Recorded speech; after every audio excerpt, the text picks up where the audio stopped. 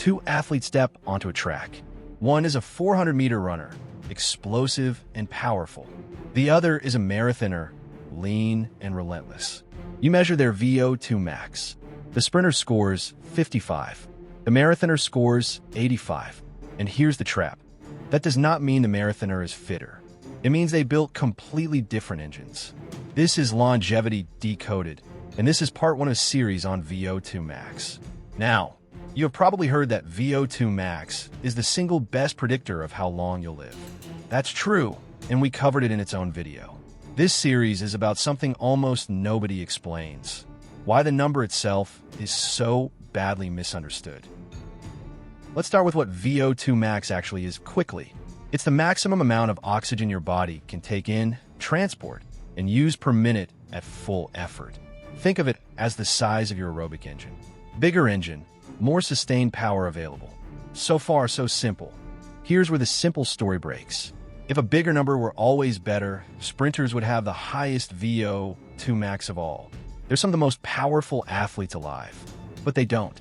Their VO2max is often modest, and that is not a flaw. It's a design choice their training made. In fact, across running events, the pattern is remarkably clean. The shorter the race, the lower the VO2max tends to be.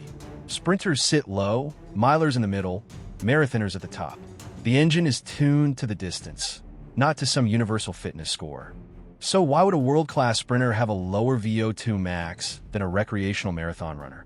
Because a 100-meter race is over in 10 seconds. It runs almost entirely on fuel stored inside the muscle. No oxygen required. Building a huge oxygen engine wouldn't make them faster. It might even get in the way. The marathoner is the opposite. For 2 hours straight, oxygen delivery is everything. So their entire body has reorganized itself around one goal: move as much oxygen as possible for as long as possible. Same species, same number on the same test, two completely different machines. To understand why, you have to open the hood. Because VO2max is not one thing. It's the product of two separate engines working together, and they are built on completely different timelines. Engine 1 is central. It's your heart. Your heart's job is to pump oxygen-rich blood to your muscles. The single biggest lever here is stroke volume, how much blood your heart pushes out with every beat. A bigger, stronger, more elastic heart moves more oxygen per beat. And here's the good news about the central engine. It adapts fast. When you start training, your blood plasma volume rises within days. More blood means more return to the heart, more filling, a bigger squeeze. Much of your early VO2max jump is your heart, not your muscles. This was shown in one of the most famous experiments in exercise physiology. Young men were put on strict bed rest, then trained. Bed rest crushed their oxygen uptake. Training didn't just reverse it, it pushed them well past baseline, and the early gains were driven largely by the heart and blood volume. Engine 2 is peripheral. It's the muscle itself. Delivering oxygen is useless if the muscle can't extract and burn it. This is where the deep, slow adaptations live, and this is what separates a decent engine from a world-class one. Inside the trained muscle, three things change. You grow more capillaries, the tiny vessels wrapping each fiber, so oxygen has a shorter distance to travel. You build more mitochondria, the cellular engines that burn fuel with oxygen, and they get better at their job. This is the extraction side of the equation. So VO2max is really two numbers multiplied. How much oxygen your heart delivers times how much your muscles extract. Delivery times extraction. A world-class endurance athlete has maxed out both. A sprinter never needed to. And the two engines run on very different clocks. This is the part that changes how you should train. The central engine, the heart, responds quickly in weeks. The peripheral engine, the mitochondria and capillaries, takes months and years of accumulated work. This is exactly why short, intense training looks like magic at first.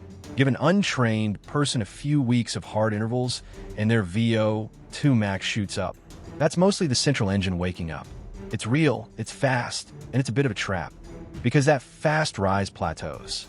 In the studies, sprint style and high-intensity training raise VO2max quickly, then level off after a few weeks. Steady endurance work rises more slowly, but it keeps building for far longer because it's growing the peripheral engine that takes time. There's a landmark review that pulls this together. It concludes that different training types drive different adaptations on different time scales, and that your total training load, volume times intensity, is one of the best predictors of the deep mitochondrial changes over time. That relationship is startlingly strong. When researchers plot how much people train against the density of mitochondria in their muscle, the line is tight. The more quality training you can accumulate and recover from, the bigger your peripheral engine becomes. There's no shortcut around volume. So put the two curves side by side. VO2max, the central engine, rises fast and then flattens. Your ability to hold a high percentage of that VO2max for a long time, the peripheral engine, rises slowly and just keeps climbing. Those are two different qualities, and endurance sports need both. This is the resolution to almost every cardio argument you have ever seen online. High intensity versus long, slow distance is a false war. They're not competitors. They build different parts of the same system on different timelines. The question is never which one. It's how much of each and when. Now, zoom back out to our sprinter and marathoner. The sprinter's training told the body, I need explosive power for 10 seconds. Oxygen is not the bottleneck. So the body invested elsewhere.